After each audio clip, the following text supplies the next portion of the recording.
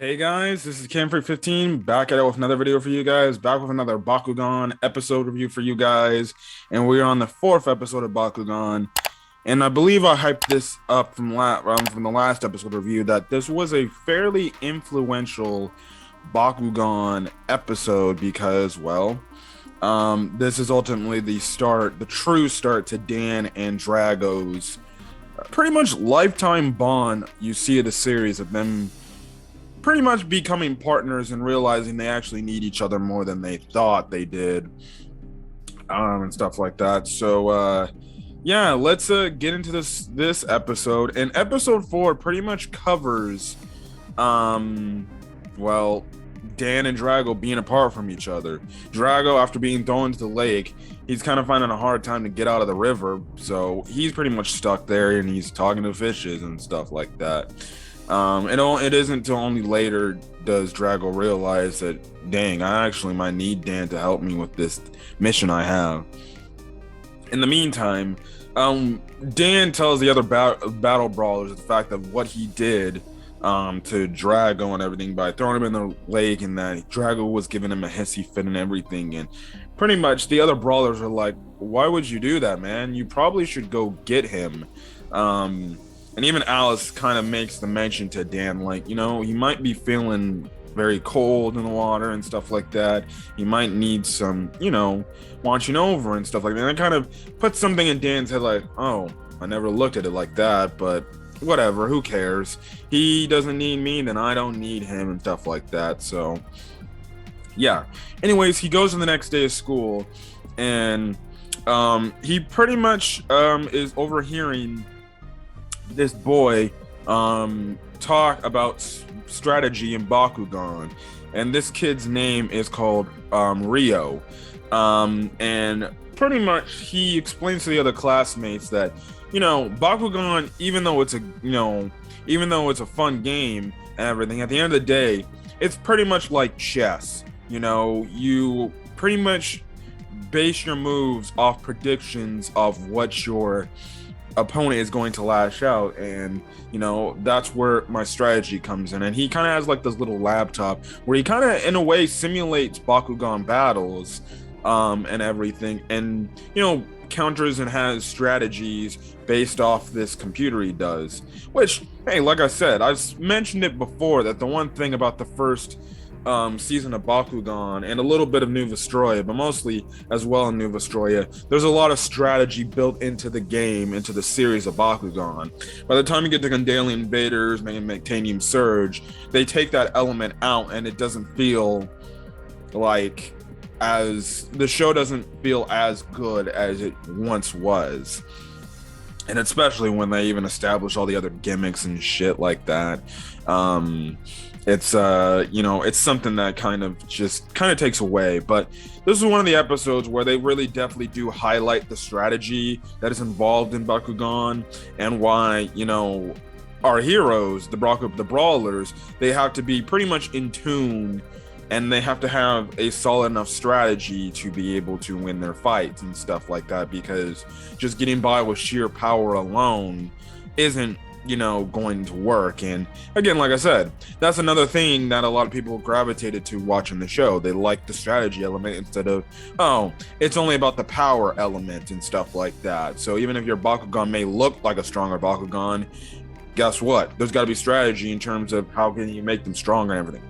Anyways, Dan pretty much, you know, takes offense to this, and he kind of actually lashes out at Rio for saying, man, it's nothing, you can't make computer simulations, it's better to just battle and stuff like that. And guess what? Strategy absolutely means nothing. It's just about battling and stuff like that, battle and power and everything.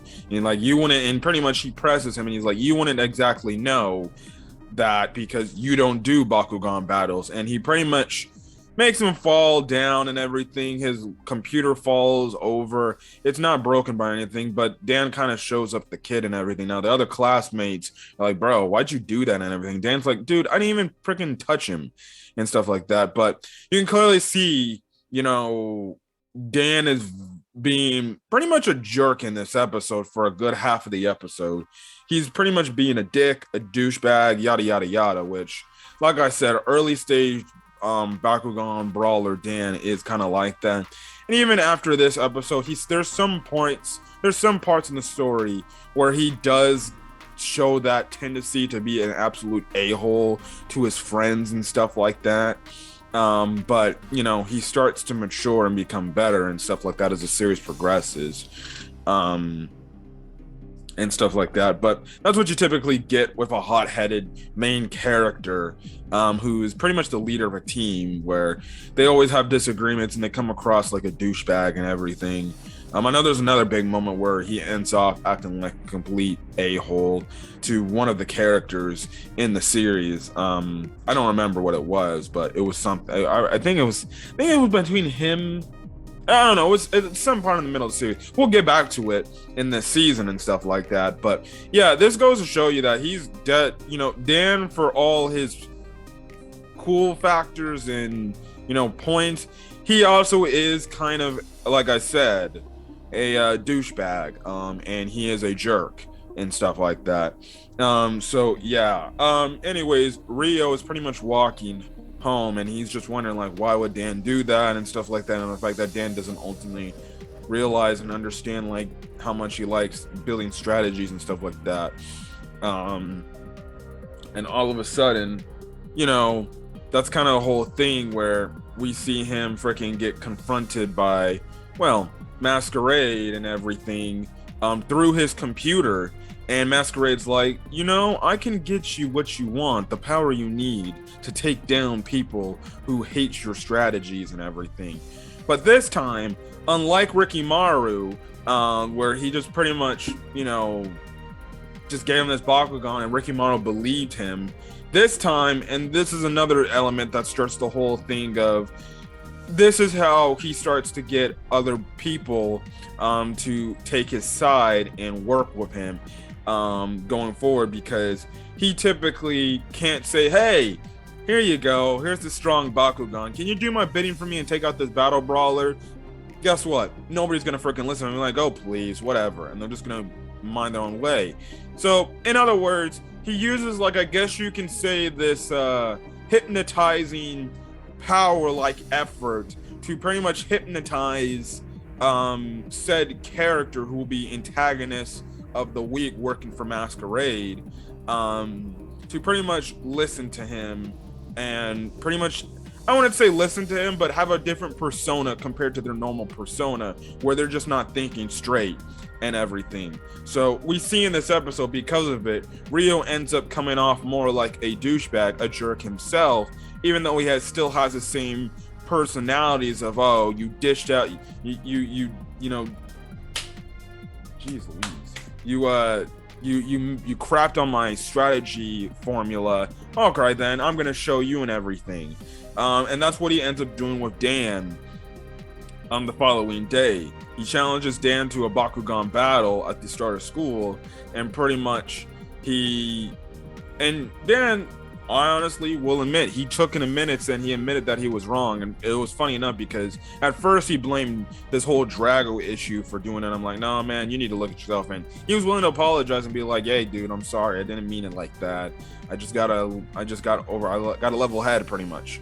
I got in over my head. But Rio, since he's pretty much hypnotized with evilness in him, which they will explain why these people are able to be easily hypnotized, and pretty much they turn evil and stuff like that. They'll explain that later on in the series and stuff like that. But he pretty much challenges Dan to a battle, because he's like, I don't give a crap about what you said. Only way we can handle this is through a battle, and I'm gonna school you and everything. So they go into a Bakugan battle and everything, and pretty much Dan gets absolutely freaking destroyed. He gets outsmarted, he gets outbeat, he gets outworked pretty much. And he loses all his Bakugan to the Doom Dimension. And also at the same time, Rio has the Reaper that Masquerade had in episode 2, the talking one that was pretty much evil and stuff like that. But again, like I said, Dan was absolutely getting destroyed. All of Rio's strategy was working to his way and everything. And two, even before the battle, he saw that he had the Doom card and the Bakugan shooter and stuff like that. And pretty much at the end of the battle, Dan loses. He's visibly upset and everything and stuff like that. And, you know, Rio kind of goes on his own way and stuff like that. And Dan's kind of just moping in defeat and realizing, like, shit, I was wrong about everything, you know, and stuff like that. You know, I was wrong about, you know, doing this. I hurt the Bakugan. Now I can never get them back and stuff like that. You know, it pains me to see this happening over and over again and stuff like that. So yeah, and then that's when he realizes, like, I need Drago. I need to apologize for what I did. Drago was right.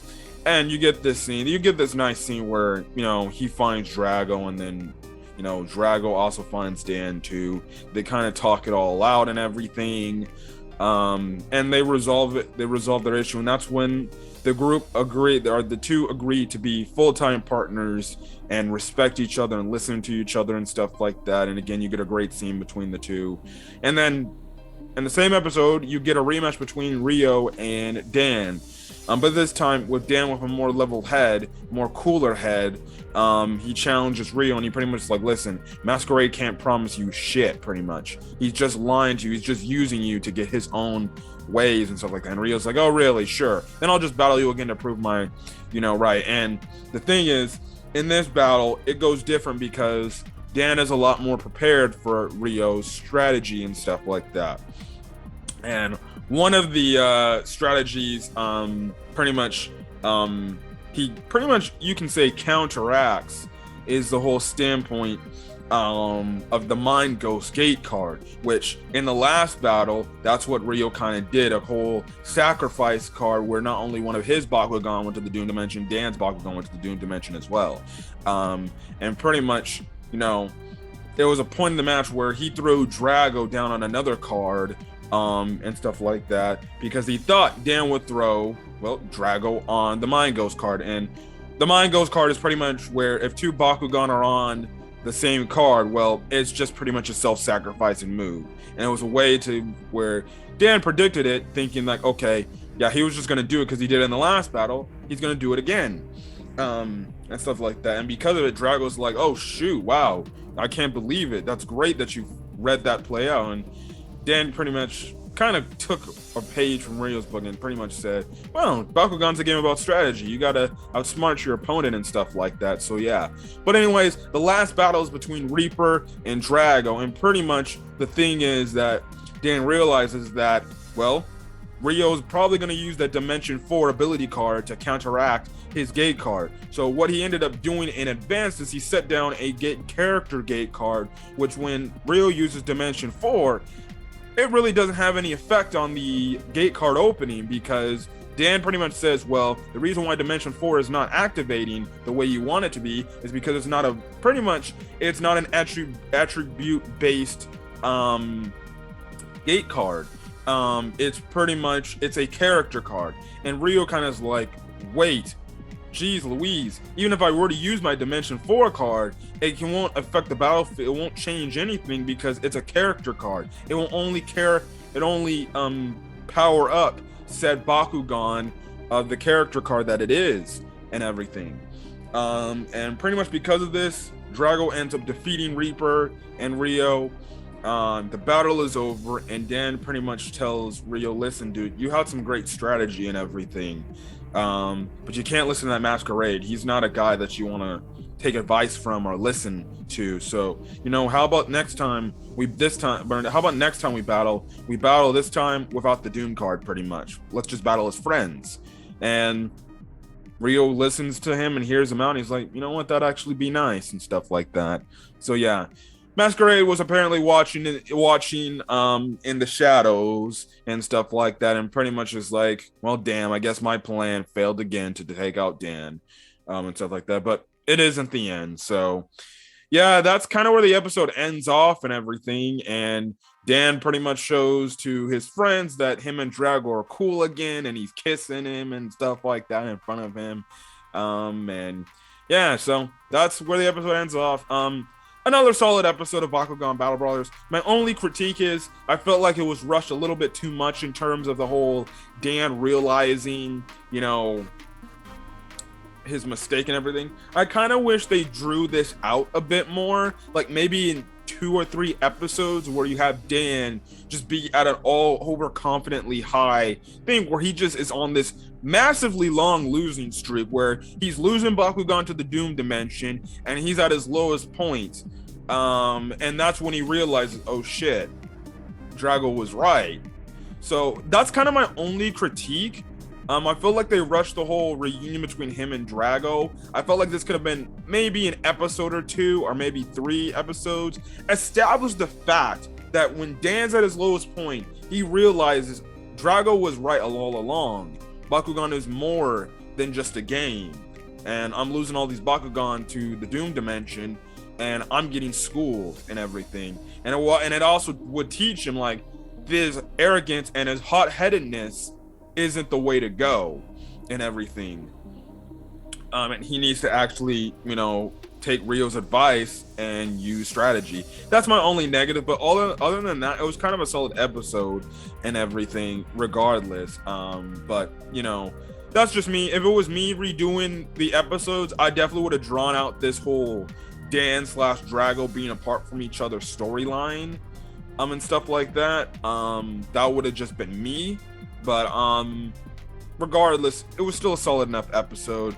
Dan learned his lesson, ultimately realizing that strategy is much more than anything. So yeah, but anyways, in the next episode, we'll be talking about the anime pretty much debut of Runo, when she comes in place to battle a character that Dan was supposed to fight. But yeah, but anyways, guys, I'm gonna get out of here. If you guys like the video, leave a like, put in the comment section your thoughts on this week's episode, this episode of Bakugan Battle Brawlers and stuff like that. And yeah, hit that subscribe button if you want to get more Bakugan content or any other anime content I upload to the channel. Till then, guys, have a great rest of your day or night watching this video. Until then, guys, peace.